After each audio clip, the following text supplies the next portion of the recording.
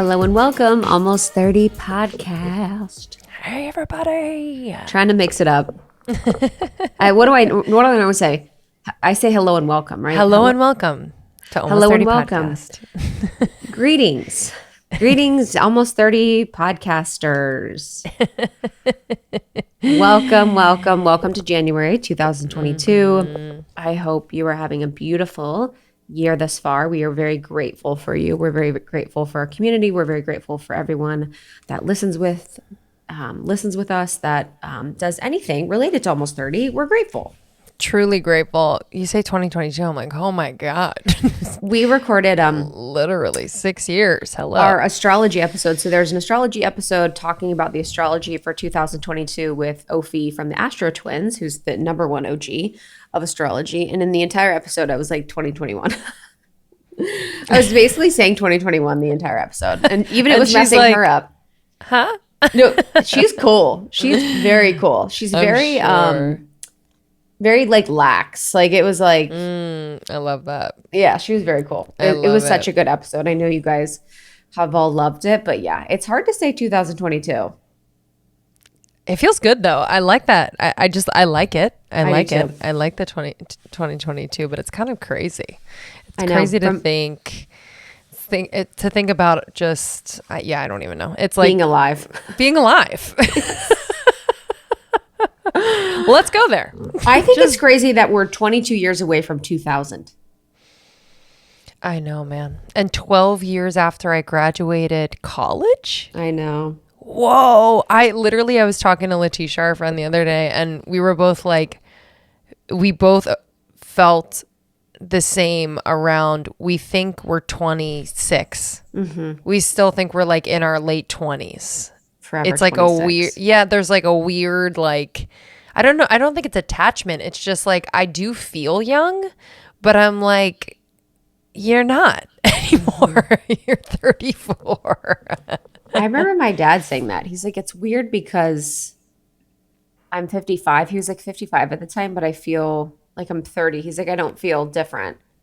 Mm-hmm. And I get it now because it's like your body changes, but you don't feel like you've changed. Mentally, totally. Yeah, mentally. So yeah, welcome to a 6 year, 2022. It's great to have you. We're excited about camp. We're excited about membership. It's going to be really beautiful.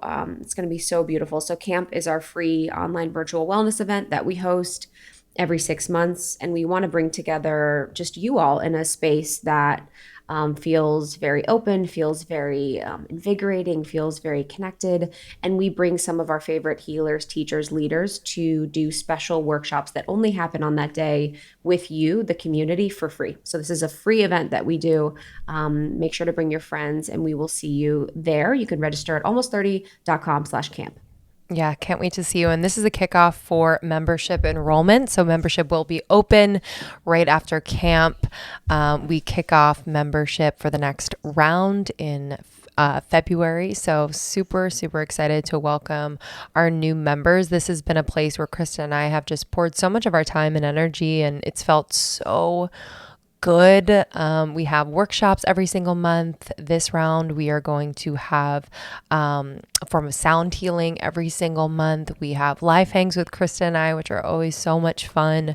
We have downloadables and extra episodes and meditations. This is really just a hub for you to feel like, okay, I can come as I am and where I am and really learn and grow and really dig into whether it's spiritual, your spiritual journey or self-development journey. And it's all intertwined, as we know, but it's a special place. So I cannot wait to welcome you.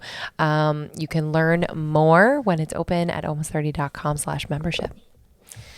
Yes, we'll see you in there, new members. So today's episode, I'm so excited about. I just got like a wave of excitement when we were talking about recording it. This episode, we're going to be talking about religion and spirituality. And this episode feels really personal to Lindsay and I because we are people that have gone on a journey with our spirituality through the past years, very publicly on the show. You can, track our evolution if you listen to the podcast, if you've been listening for years, as it relates to spirituality and as it relates to religion. I think this conversation is super relevant and topical. And for me, I really want to just set the record straight, I guess, about our religious or spiritual beliefs. I want to get clear with everyone on what I feel and why I feel it and how I got to this place. And I know that we've been impactful for people on their journey with spirituality, on their journey with God. And I think this will also open up this space for anyone that feels the charge around religion still. That feels like it's not for them, that feels like they're not included, that feels like it's something that makes them contract rather than expand. And it's such a big part of my life. Spirituality really is like the through line of almost everything that I do. And so when I feel passionately about something, when I feel very relevant with something, it's really fun to dig into conversations like this. Yeah, and it's funny when you just said like spirituality, I was like, oh, there was a time in which I thought that spirituality was separate from God. Like I remember like thinking and feeling when I said I'm spiritual that like, oh, people probably think that I don't believe in God, and I think that's a thing. I think that there is words have such charge, and words are so layered for people depending on their own experiences. And so yeah, it's been a really interesting process. And looking back, and we'll kind of go into the story, but it's really perfect. It's perfect to look back and be like, wow, the moments that I was in church feeling like, what the fuck is going on, Mm-hmm. are perfect moments to kind of like stoke that inquiry, like to stoke that like curiosity and seeking of like, this just doesn't feel like it's it. And I think that's what spirituality really is that seeking. So I'm grateful for, the moments in confession where I'm like, I don't know why the fuck I'm here. Dude, fuck that. So wrong. Yeah, and just to start too from the top, it's like for me, it's hard to define spirituality. And I think that's part of it. I think that's normal. I think everyone's idea of spirituality is different. Everyone's idea of God is different. And so, my God, the God that I work with, the God that I, feel so connected and close to, wasn't necessarily the same God that I felt in church. So, my definition and my understanding of God, I've sort of come back to, I've sort of re-understood and had to reintroduce myself to as the God that I now am so deeply close to. And that wasn't the same God with religion.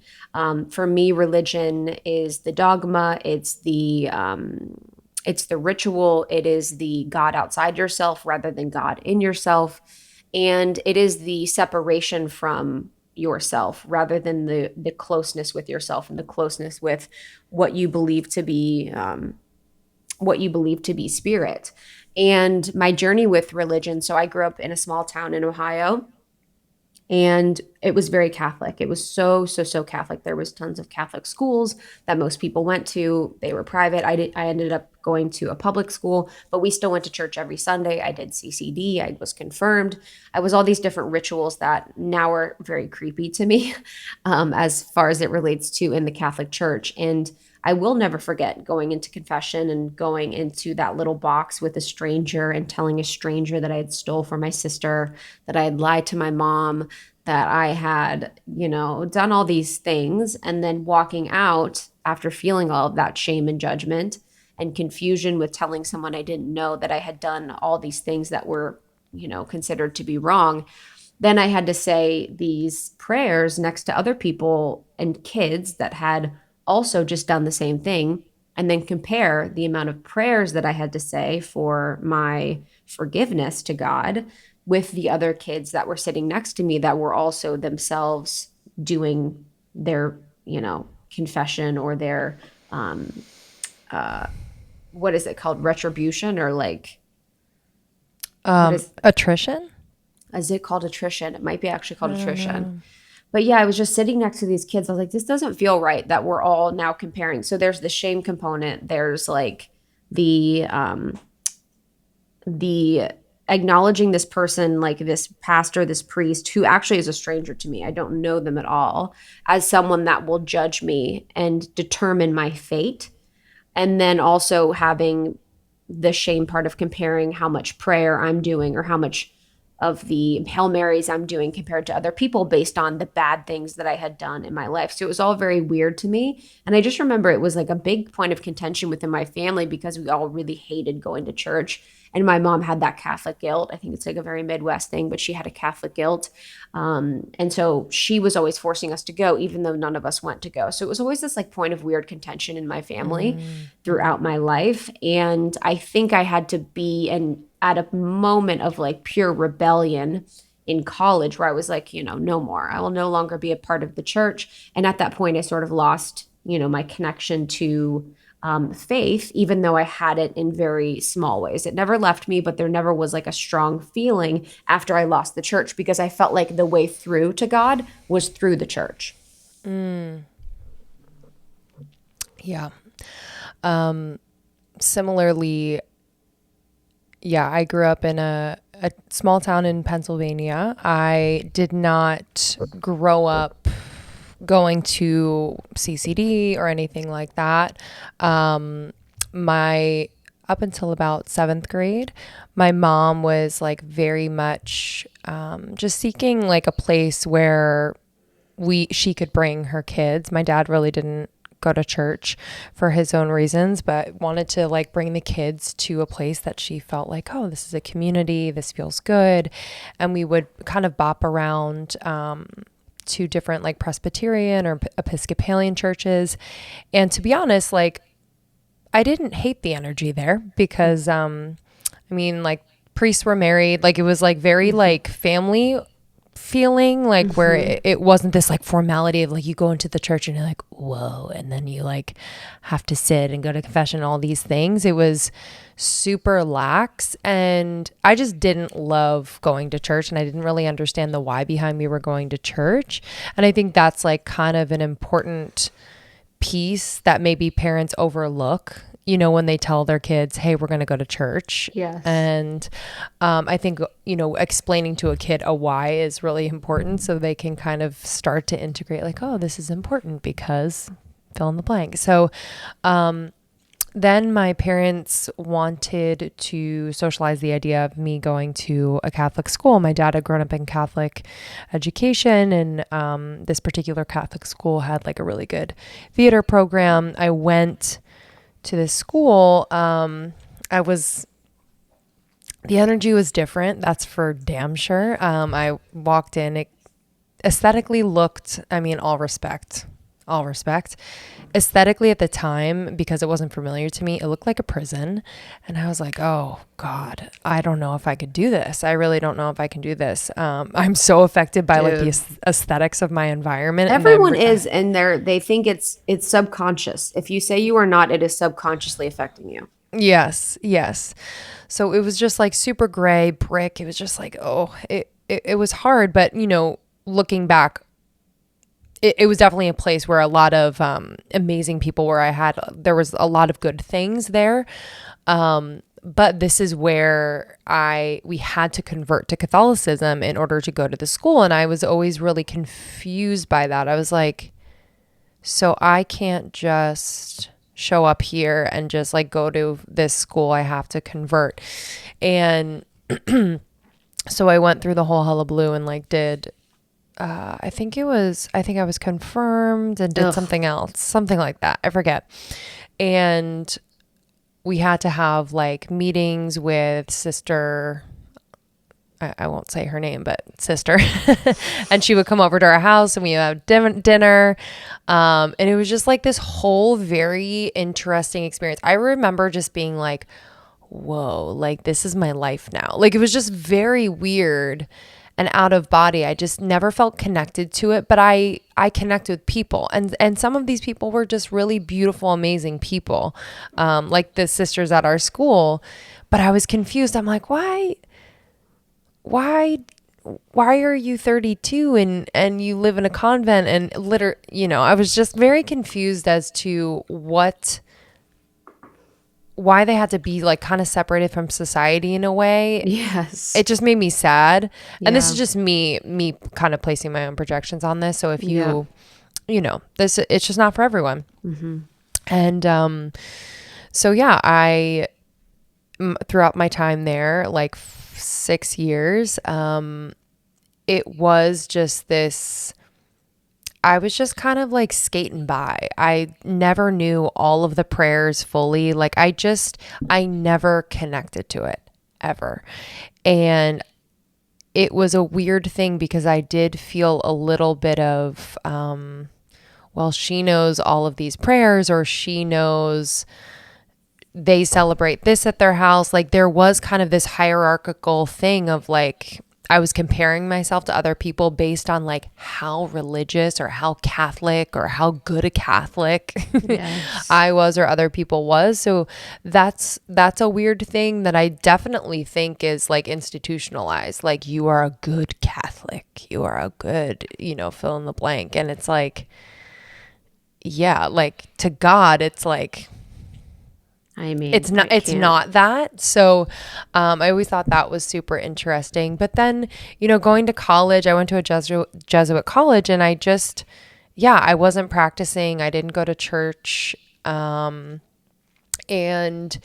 I just I didn't I didn't swing far the other way, but I was just like, oh, I literally had no connection to Catholicism at all. And I wonder kind of what's for me. And I didn't necessarily seek it out, but I do think that like our life experiences really kind of naturally redirect us on a path of spirituality. And once we become conscious to the fact that like this all is a part of our spiritual path, then we're able to like really have a lot of fun, whether it's like through our relationships, through opportunities and experiences, just understanding kind of like, this is a lesson for me to learn this about myself and realize the God in me. And so that to me has become just much more fruitful and fulfilling as a spiritual person, rather than, okay, did I say my Hail Marys, or did I go to church, or did I do the things that the church is telling me to do? That really never resonated. And then just kind of coming back to like my relationship with God through, I don't think it was solely through my relationship with Sean, but that was definitely a catalyst because it made me comfortable to talk about it. So he's really comfortable talking about it. And so to have conversations and love this person and just feel like we can have this relationship with God individually and then together was a thing I never thought would happen. Cause like my parents didn't have that. So I was like, that's possible. Like, what is this? So, it's definitely a journey. And then we had our own journeys within, our relationship with our coach and just kind of, what we're doing with Almost 30. I think, God was like directing us the whole time, or, just kind of guiding us the whole time. And it's become so much more obvious. Yeah. Yeah, it's great for in a relationship to have like an organizing factor. And I think that's one of the things that the work of Jordan Peterson, when he talks a lot about when we're removing religion from a society, oftentimes we're left with a search for an organizing principle because we've had religion as an organizing principle within society for so long, for better or for worse. Not saying that it's better or worse, but when you remove that, humans naturally gravitate towards an organizing principle. And now that's turned to politics, or now that's turned to culture, or all these different things. But within a relationship, it's also really important too to have that organizing principle of like, okay, what are our priorities? First, God, second, our relationship, third, our children, whatever, however you want to structure it. But Yes. it really does bring together, like, and just, it really does bring you together in a very unique way where you also remember, purpose. But I think one of the important things that you were mentioning, and I was mentioning as well, is, religion is all about organization. And for kids, and this is where the kid part really shines a light on this. It's all about the organization. It's all about the rules. It's all about, the rules dictating the behaviors of people. In your case, it's having the sister not be married. It's having her be ostracized or separated from society. There's a bunch of moral rules and laws and doctrines and codes and criteria that as a child doesn't really make sense to you. You know, you don't really understand the point of all these different rituals that you're really participating in. And you don't understand the rules and dogma and where they come from and really why you're doing them. So, this sort of rule and dogma and moral codes and rituals really help give religious societies and cultures and people this sense of certainty. So, this sense of certainty helps them, you know, to give them faith. And really, it's interesting from like a study perspective for humans. It's like, how does the ritual and these continued moral practices give them certainty and faith? And how within spirituality can you have faith from inside? You know, that's what spirituality is for me. It's like that faith where you don't need to see a ritual performed or see any of these codes or people, or you don't need to meet with this person. You don't need to do this thing to have faith that you know that you are God and God is a part of you. So it's really the lack of external rules, and it's really the, you know, going on your own and having that internal dialogue that is so special. But after, you know, both of us growing up in that way and then sort of losing it for a little bit, and I don't know if ever at a point I ever called myself an atheist. Maybe to be cool, I maybe did. But I really came back to more so spirituality first and then God later. It was like, I would call it the universe. I would call it, I would say the universe. I'd be like, oh, you know, the universe, da da da da. And I would kind of call it all of these things. And then it's only been in the past couple years where it's more so been that relationship with God, and just even studying more so how ritual as a part of religion almost felt very off to me, where deeper into my spiritual path, whether it's with Law of One or whether with its different reading and teachings, understanding how inverted our universe is and inverted everything really is, where as an example, our hospitals, our medical system often makes people the most sick. Oftentimes our schools teach people less than what they would have learned naturally. We have our churches make people believe less in God than they actually believe people more in God. They make them more in fear rather than less in fear.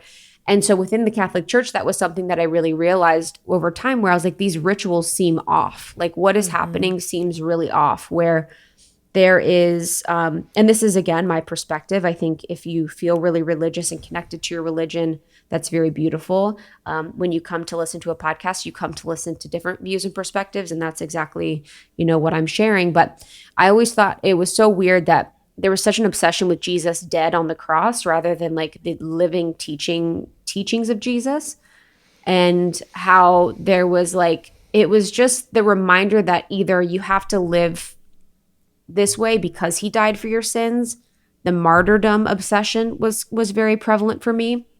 The fact that each day or each session in church, the same teachings were being taught everywhere, that no sessions or like teachings were really changed or evolved or grew over time. And the eating the body and blood of Christ, I never felt like was very natural or normal. It didn't make sense to me that if Jesus died on the cross for us, we would then eat him. We would then eat his body and drink his blood. I don't understand that. I never felt like it was natural and normal. And again, having men be the only people in charge, men be the only people in command in this very, very hierarchical structure, felt off. The fact that they weren't allowed to marry, they weren't allowed to be in relationship with a man or a woman, whoever they wanted to be in relationship, felt very off. That we were taking some teachings from the Bible and applying them very literally, but taking others and applying them not so literally, that felt very off for me. And then really the icing on the cake was when I read Law of One. And in the Law of One, it talks about free will as like one of the most organizing principles of our universe. So free will is the most important law within our universe that allows us to choose, because we are the creator, how we want to exist and live in our universe, in our world, in relation to others. If we are all the creator experiencing ourselves, then the experience of the creator can be chosen by us at any time. And in the Law of One, it talks about the Bible, and it talks about the Bible being this book that was of very high positive polarity from Jesus, from Yahweh. And it was evolved over time to be more and more distorted by the different additions, by the different people adding and removing things, by the different interpretations. And one of those distortions was thou shalt not. And thou shalt not was in the 10 Commandments. Thou shalt not covet the other person's wife. Thou shalt not steal. Thou shalt not kill. And from a high level perspective, we look at those things and we think, yeah, you shouldn't kill or you shouldn't steal or you shouldn't do those things. But really, within the laws of the universe, if we are all to have free will, if someone so chooses it, then that is part of their experience. And we cannot, we cannot take away from someone else's experience in their life by telling them what to do in any way. So thou shalt not was one of the ideas to me where I was like, oh, that makes perfect sense, where we are doing things in life where we think that we're doing them for the greater good. And I think this happens all the time because no one is the villain of their own story. And this was part of it where I was like, oh, that didn't make sense to me. And that makes sense that would violate free will. And people are doing it for the belief that it is good. So when we look at the rituals and practices of religion and of specifically the Catholic religion, the Catholic religion, it can be a little off when you're thinking about it logically. And I think with everything in life, coming to it with fresh eyes and coming to it with a fresh perspective and always being like, how does this feel to me? Does this feel off? Does this feel natural? Does this feel normal? And that can be your guide. And if it does feel natural, normal, and good, and you feel great whenever you go to church, then that's amazing. But for me, it was like the feeling in my body. Mm-hmm. Yeah, and we're not taught necessarily to trust that feeling in our body at all. I mean, think about that. That's an interesting point. Like, that's very interesting because if at a young age, you're feeling, I'm not feeling comfortable in my body and thinking about, I'm just going to drop the nugget of all of the sexual abuse cases within the Catholic Church with men or, boys and girls all over the world, how uncomfortable they probably felt in their body going to church in the first place. And then they're told, this is good, this is good, this is good. And then these things are happening to them on a smaller scale with us where you're like, this doesn't feel good, but you're being told repeatedly that it is good and that you must go, and how much of a discrepancy that must be to be a child or be someone feeling something in your body and then be continued to have to deny that feeling in your body and go to a place where it's not right. Mm-hmm. Absolutely. Yeah. I mean, that just teaches you so many things. That teaches you not to trust yourself. That teaches you to completely shut off your intuition. It teaches you to probably like numb out and escapism through whether it's like the mind or actual escapism with, abusing things, or it could go that far because our bodies are always speaking to us. So if we do ignore it, it will come out in another way. So yeah. If I could be in love with a brand, I would be in love with this brand. Okay, Athletic Greens. Krista and I have been taking them for years. Today's program is brought to you by Athletic Greens, the health and wellness company that makes comprehensive daily nutrition really, really simple. AG1 by Athletic Greens is my absolute favorite. This is the category leading superfood product, and it brings comprehensive and convenient daily nutrition to everybody. So, okay. This formula is unbelievable. It has 75 vitamins and minerals and whole food sourced ingredients, including a multivitamin, multi-mineral, probiotic, green superfood blend, and more in one convenient daily serving. I love it. I just mix it with cold water, blend it, shake it up real good, and it's delicious. You don't expect it to be delicious because it's green. Oh yeah, it's delicious. This special blend of high quality bioavailable ingredients is just one scoop. It works together to fill the nutritional gaps in your diet, support energy and focus, aid with gut health and digestion, and support a healthy immune system. And it's effectively replacing multiple products or pills with one healthy, delicious drink. I cannot say it enough. I am obsessed with Athletic Greens, and I've recommended it to everyone I know. Okay, I'm excited because Athletic Greens is going to give you an immune supporting free 1-year supply of vitamin D and 5 free travel packs with your first purchase if you visit athleticgreens.com/almost30 today. Again, simply visit athleticgreens.com/almost30 to take control of your health and give AG1 a try. Again, you are going to get a free year supply of vitamin D and 5 free travel packs, which I put in every bag I own when I travel. It is so convenient. I'm so excited for you. athleticgreens.com/almost30. I did something the other day that I've never done before. I brought a 4-pack of wine to a dinner party, and it was a huge hit. Okay, so a 4-pack of wine from Bev is equal to a bottle and a quarter. It's awesome. Y'all, you're going to fall in love with their 6 varietals. They have Rosé, Sauv Blanc, Pinot Gris, Pinot Noir, and their recently launched sparkling rosé. All of them have a little fizz. It's super refreshing, delicious. Their wines are so good. They're all 0 sugar and only 3 carbs and 100 calories per serving. The cans are so cute, but each can is a glass and a half of wine. So it's perfect for when you don't want to open a bottle of wine and just have one for yourself. It's awesome. Also, they have 24 packs equal to 8 bottles of wine. Such a great gift. And I love this company, not only because the product is good, the products are good, but also it's female founded. We love Leeks, who founded Bev, and their whole entire team. And they're just all over the country now. I'm so excited for you to try this incredible brand. We've worked out a special deal, of course. You can receive 20% off your first purchase plus free shipping on all orders. I suggest trying their best-selling Ladies Night variety pack. So you can check out all the little, delicious varietals that they have. Go to drinkbev.com/almost30 or use the code almost30 at checkout to claim this deal. That's drinkbev, drinkbev.com/almost30 or use the code almost30 at checkout to get 20% off your first purchase, major discount alert, plus free shipping on all orders. Bev can also be found at retailers nationwide, including Target, Total Wine, Bevmo, and more. Okay, let's be real. I think we can all probably up our fruit and veggie game. Come on. I know it's hard. Sometimes it's hard to get in your daily amount of fruits and veggies. This year, I really want to change that. I know how I feel when I get the right amount of fruits and veggies in my meals. I feel amazing. I feel like my digestion, my energy is better, like everything. That's why I'm keeping my freezer stocked with Daily Harvest. I am a huge Daily Harvest fan, have been for years. If you come over to my house right now, you open up my freezer, it's stocked.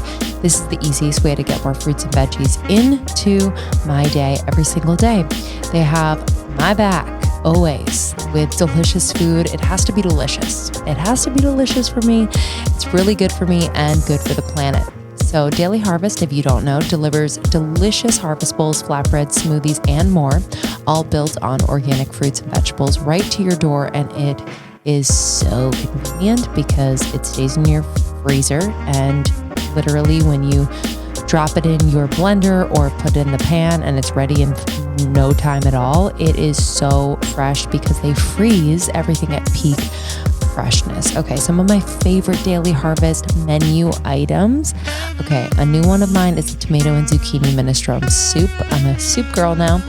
And I just tried their tomatillo and pepper flatbread. Oh, y'all, flatbreads in general just blow me away. I have one almost every day for lunch. I also love the harvest bowls. The broccoli with cheese is delicious. The cauliflower pesto are just some of my faves. Literally takes minutes to prepare, and they never use preservatives, added sugar, or artificial anything. And that goes for everything, I swear to you. I'm really excited because Daily Harvest, who make it easy to feel good about what I'm doing for myself, what you're doing for yourself and the planet. They are offering $40 off your first box. So go to dailyharvest.com/almost30 to get up to $40 off your first box. That's dailyharvest.com/almost30 for up to $40 off your first box. That's incredible. dailyharvest.com/almost30. Enjoy. So So I took a little trip over New Year's, and I was sure to pack a snack that I loved when I was traveling on the plane, because y'all know we can't eat plain food. It's not really good for us, especially while we're in the air. Our bodies are, not down to digest crappy stuff. So I packed my Elevie collagen protein bites. They are so delicious, which is hard to do. I'll get to that in a minute. But they're gluten-free, dairy-free, no refined sugars, no sugar alcohols, no GMOs. There's 8 grams of protein in there, multifunctional benefits. And did I say collagen? You heard that right. Sustainably sourced collagen, plant-based protein in there. I cannot tell you how delicious they are. And this is really, really hard to do. It's hard to do it in a healthy bar. I've had so many bars in my life. I have tried bars that taste really good, and then I see that they have sugar alcohols, and then I'm bloated and I don't feel good. So I'm really excited for you, because Elevie is going to change the way you do bars. Their flavors: blueberry vanilla crisp, chocolate chip cookie dough, that's my favorite, and chocolate goji berry. Each bite is delicious. I promise you, you're gonna love it. Not too big, not too small. You're gonna love it. They worked with food scientists, Michelin-trained chefs, and nutritionists to reinvent the bloat-inducing, chocolate-tasting protein bar. This is functional, this is delicious, and we have 15% off for you when you use the code ALMOST30 when you go to elevie.co. ELAVI.co. Use code ALMOST30 for 15% off, plus free shipping on 2 pouches or more. Allow me to recommend one of my favorite apps, Open. Open is a mindfulness studio offering experiences that combine breathwork, meditation, yoga, Pilates, and more to support transformation and personal development. I love Open because the experience on this app is just so seamless. They blend music, sound, breath, movement, visuals to really bring you into the present moment and bring you into this experience. It's really an experience on this app. You can open the app and practice live or on demand with their library of meditation, breathwork, yoga, and Pilates classes. And it's just really, really beautiful. I also love it because they have a community. So when you're on the app and you're in the classes, you can talk to the teachers and other community members during the live classes via the chat box and really build genuine connections with practitioners from all over the world. And their teachers are so good. They are leaders in mindfulness and meditation. And again, their modalities that they focus on are breath, meditation, and movement. So they are designed to really support your mind-body connection and bring you to a state of true presence. And lastly, I gotta say, their music rocks so good. I think it's so important to really create the experience that I'm personally looking for. They partner with musicians, record labels, producers, sound designers, and DJs to co-create classes and enhance the mindfulness experience. And whether you're looking for something for 5 minutes or 45 minutes, they have something for you. We love Manoj. Okay. Manoj is incredible. Yeah, he's actually going to be at Camp Almost 30. I swear I finish Manoj's meditations and feel like a whole new person. The sound of his voice and his guiding words just, I don't know.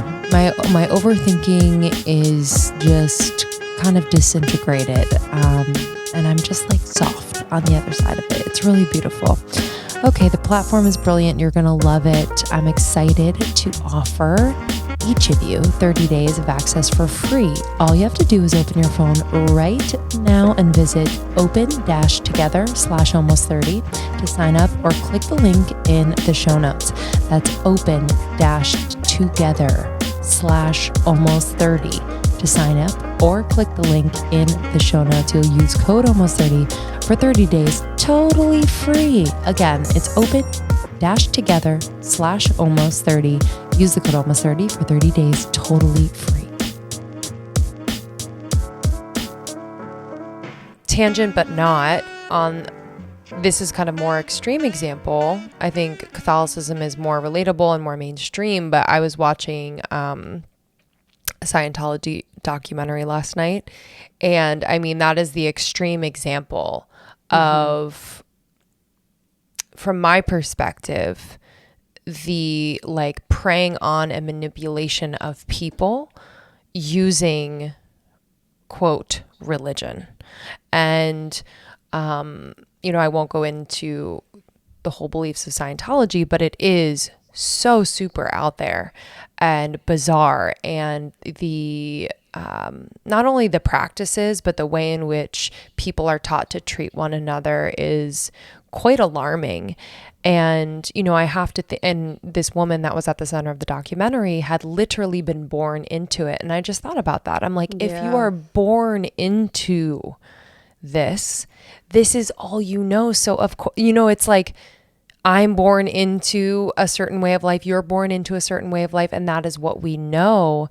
And so I can imagine just like this one adherence, this feeling of home here, this feeling of this is just how life is, because they shield you from kind of like the quote real world in a way. And yeah, it was just really, really shocking.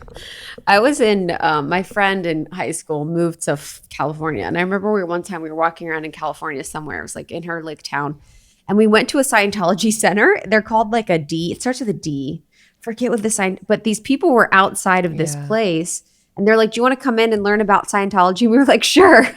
And we went in and we like did the dialysis. I don't know. It's not dialysis, but there's dietetics. Oh, we learned about dietetics. Yeah. We like watched a video. We were like totally just like kind of learning about Scientology. And now I laugh. I'm like, God, that is so funny, because continued on one way and it could have been, full on Scientologist. But completely. Yeah. And you don't think about, the way in which that would affect you being born into something like that, and how, religion, Scientology, Catholicism, whatever, it has this deep undercurrent of fear, in all of its teachings, where there's concepts of original sin or divine judgment or God's wrath or punishment in the afterlife or whatever these things are. But the environment that it creates of burden and worry over your worthiness constantly, or over your comparison to others, or the retribution or karmic punishment that you're going to have, the mental effects that it has on you can be so grave and can be so deep. And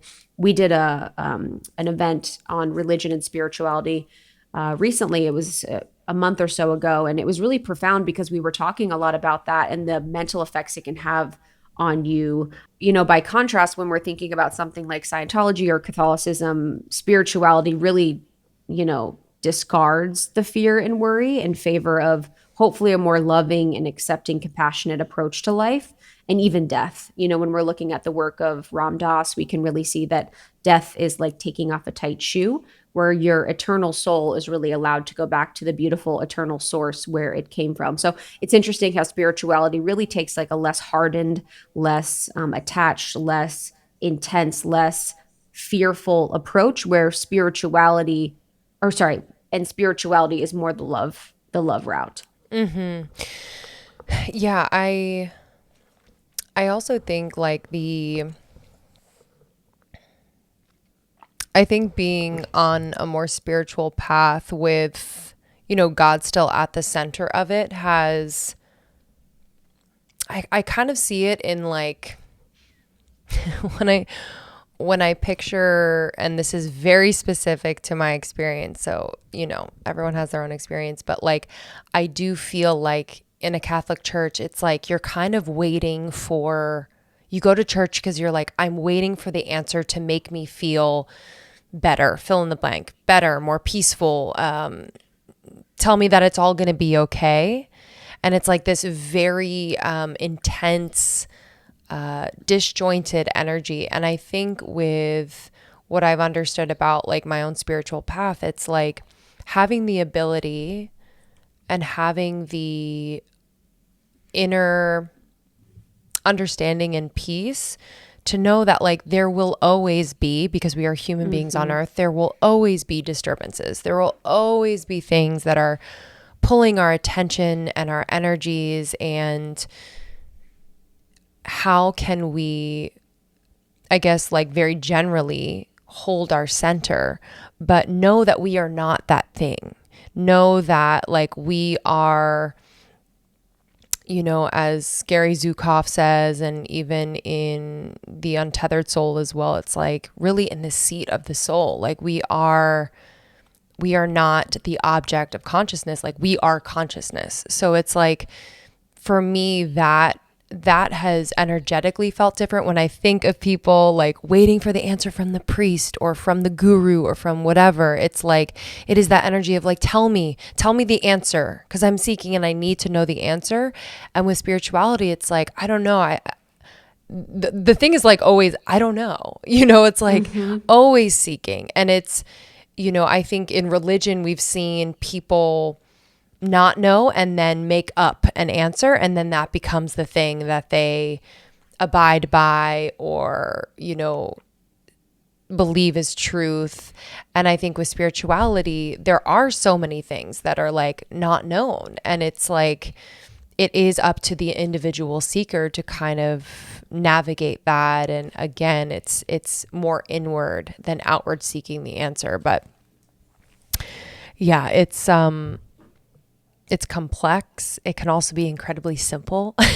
Yes. It's like both. It's so true. It's both. Like, I feel like the most mundane moments in my day can be incredibly spiritual. And I think that surprises me every single day. And, I have this thing where, and I'm just like working on that comparison thing, as we all are, I think, to some extent, where I'm like, I'm not as spiritual as this person. I'm not doing this. Like, I don't know how to do that. It's like, oh no, like talking to my neighbor who I've had a little thing with over the past few weeks, and like having a conversation and navigating that, like that could be spiritual. Or looking at the plant that I'm feeding every single day and watching like a new freaking leaf come up. It's like Yeah. all these really mundane things.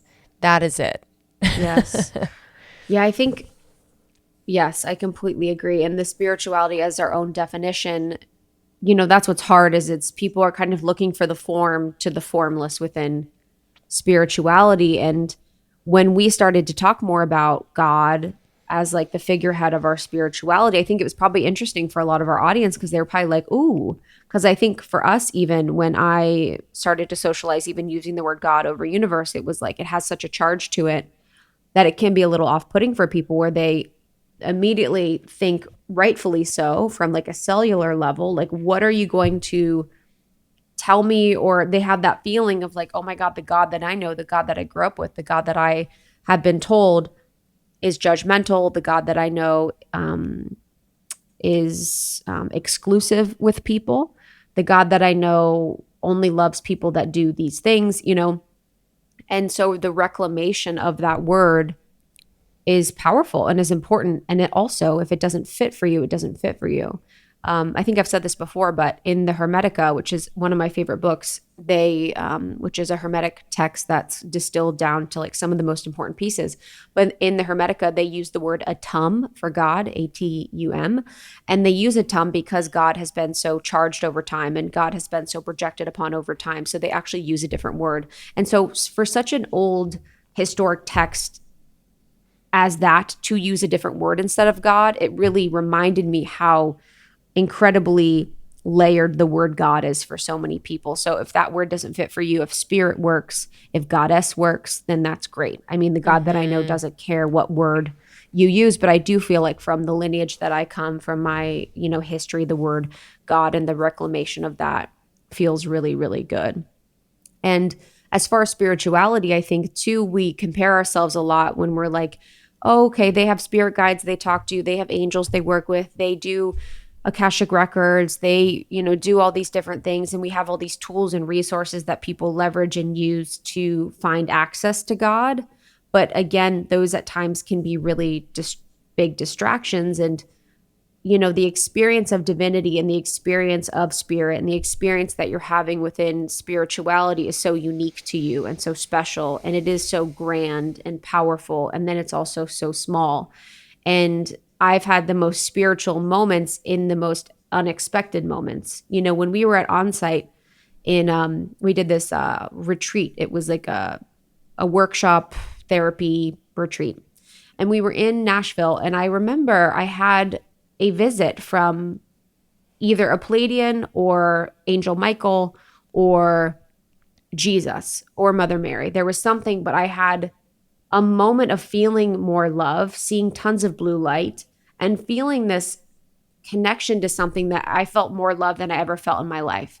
And I remember feeling, I'm actually so happy, but I'm also so sad because I'll never feel that sort of love again in this human body or this human experience, because it was such a beautiful unconditional love that just was like so enveloping to everything that I was. And I never expected anything like that. I never expected to have a feeling like that or an experience like that. And so it can only be experienced by people in whatever moments they're having and whatever journey they're on. But I think one of the most important pieces is the continual seeking of yourself as God, the continual seeking of others as God, the continual seeking of this experience as an experience by God for you to align to your highest path, to align to your closest ascension, to get closer to yourself and to know yourself as God.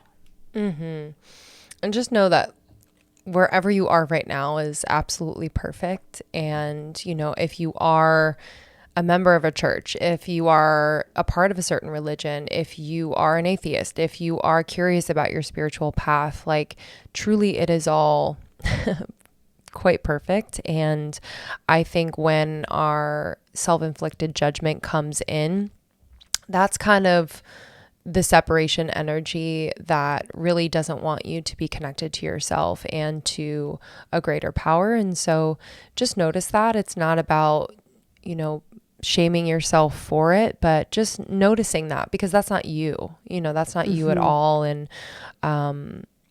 yeah, I think, this conversation was very specifically Krista and my own experience.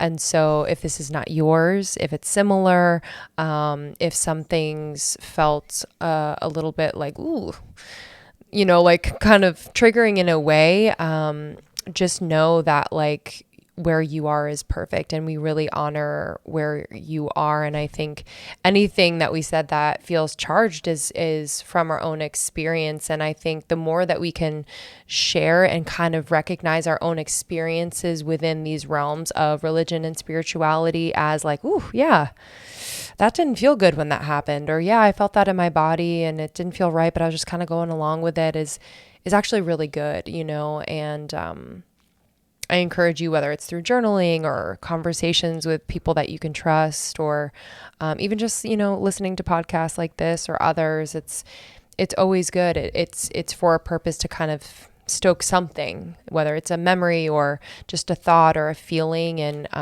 trusting that it's coming up for a reason. Yeah, there's a bunch of resources to explore this topic. Sam Harris has a really good book called Waking Up, A Guide to Spirituality Without Religion. He's actually an atheist, but I think it's interesting to explore the concepts that he has within it. Jordan Peterson also explores religion and God a lot in his biblical series. He has a debate, which he debates Sam Harris, who is an atheist. So you can explore those. Those have been really helpful for me in understanding religion. And then our coach, Aaron Rose, has been really helpful on talking about God and on really bringing us back to the understanding and concept of God as we want to have it in our lives, and the way that we want to approach it in our lives as well. And then Law of One, of course, is my favorite book, and that's been really profoundly helpful for me in recontextualizing the creator and an understanding of the creator as ourselves, as a part of our experience. Yeah. Also, the Untethered Soul is a classic. I think just conceptually understanding you as a soul, having a separation between the object of the consciousness and you as consciousness is so profound. It's such a good one. And I love conversations with God. It's just like a really That's a great one. lovely read. There's like 6 books. I think I'm on 3. 3 is very, very long. But Eckhart Tolle is really good. yeah, I was just going to say that Neale Donald Walsh, it's conversations in a way that you as a human being would like literally ask God these questions, and it kind of pulls out this idea that God is the great and almighty. Like obviously God is the creator, but like it is this like God's funny and God Mm-hmm. creates everything. God is everything. God is literally every single thing. So it's just a really fun to read. Yes, Eckhart Tolle as well. I believe we have on our website a bunch of recommended books from us on our partners page. Mm-hmm. If I'm remembering this correctly, but yeah, I often find that more spiritual texts will kind of find you. Mm-hmm. So be open to it. Yep. Yep, 100%. Be Here Now, Ram Dass, Freedom for the Known, Eckhart Tolle are also really powerful too. So, and just know that within the Almost 30 community, we're all really open to these sort of conversations, whether you're in the membership or whether it's on Instagram or whether it's on YouTube. We love to explore these topics in a really non-judgmental, open and honest way. And we really appreciate, you all going on the journey with us. I know it's been really interesting to be on this ride where we're sort of coming out in these conversations about spirituality that can be really triggering and can be really layered, and just sort of exploring these topics and how we feel with you feels really important and really necessary. And I think when we are coming back to religion or spirituality or all of these different things, it's really good that we can be in conversation and community together so that we can redefine what God and spirituality is for us, so that we can feel happier and more whole and more like ourselves and more at peace. So we really, really appreciate it very, very much. Yes, thank you all so much for listening. We have a bunch of other solo episodes with Krista and myself, as well as individual solo episodes. So please check those out as well as our interviews. And we appreciate you. We're excited to welcome you into the membership soon. Camp Almost 30 is happening to kick it all off this Saturday, January 22nd. It's all day. You can still sign up, reserve your spot. It's completely free, but you do have to reserve your spot. So make sure to do that at almost30.com/camp. And then afterwards we open up membership. So that's almost30.com/membership. We cannot wait to welcome our new members. We only open it up twice a year. So if you've been kind of feeling the pull, just take this as your sign. It's an incredible, beautiful place to just be yourself and do the work. And we would love to thank our sponsors for this episode. We work with brands that we really love to support. We use ourselves, we vet them. We consider ourselves like very, very strict on vetting brands. And it's always so cool to hear from you all when you try an Almost 30 approved brand. So thank you so much today to Bev, Elevie, Open, Daily Harvest, and Athletic Greens. You can find all discount information in our show notes as well as on almost30.com/partners. Thank you so much for listening. We appreciate you. We'll see you soon. Bye.